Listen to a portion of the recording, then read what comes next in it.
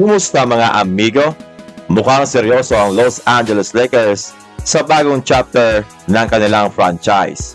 Kahit wala na si LeBron James, malinaw ang mensahe ng bagong owner na si Mark Walter. Hindi lang basta rebuilding ang plano nila, kundi championship ang target. Dillon Brooks pumirma ng bagong kontrata sa Phoenix Suns at Denver Nuggets kinuha ang dating player ng Lakers.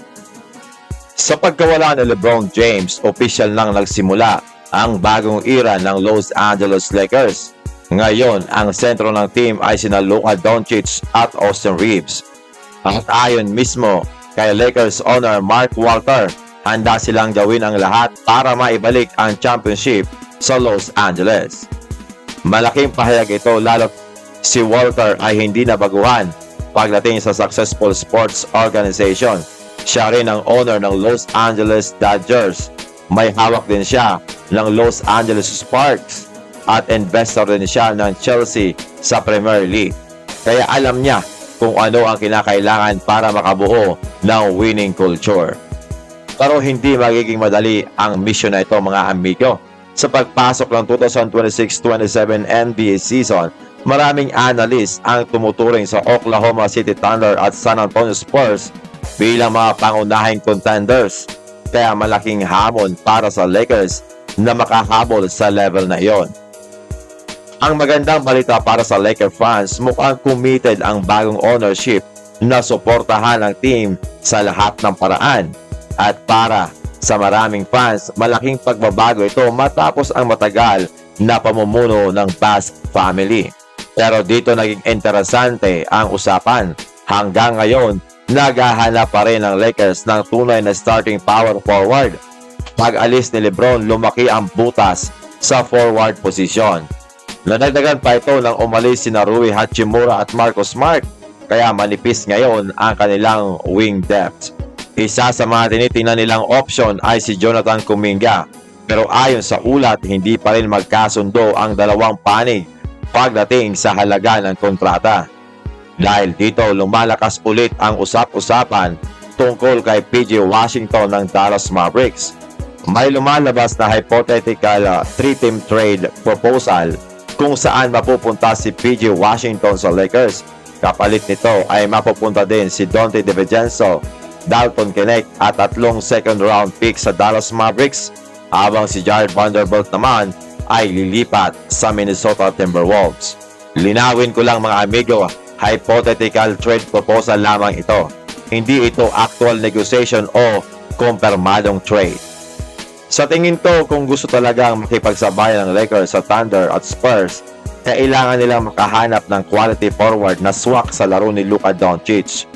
Kilala si Luka sa paggawa ng open shots para sa mga kakampi, kaya malaking bagay kung makakakuha sila ng versatile defender at reliable finisher sa frontcourt.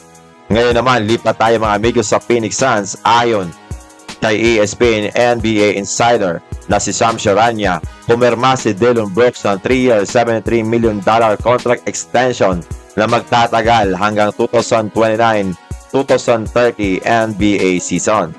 Nag-average si Brooks ng career high 20.2 points at naging mahalagang bahagi ng two-way identity ng Suns. Marami ang nagdududa sa Phoenix Suns matapos umalis si Kevin Durant, pero nagulat ang maraming fans nang makapasok pa rin sila sa playoffs. Isa si Brooks sa pinakamalaking dahilan nito, lalo na noong nawala si Jalen Green dahil sa injury. Sa tingin ko, sulit ang extension na ito kung may pagpapatuloy niya pa rin ang parehong effort sa depensa at scoring. Hindi man siya ang superstar, maganda lang ang kanyang winning mentality. At bago tayo magtapos mga amigo, ayon pa rin kay Sam Charania ng ESPN, pinapirma ng Denver Nuggets si Lonnie Walker IV sa isang 1-year contract na nagkakahalaga ng $3.3 million.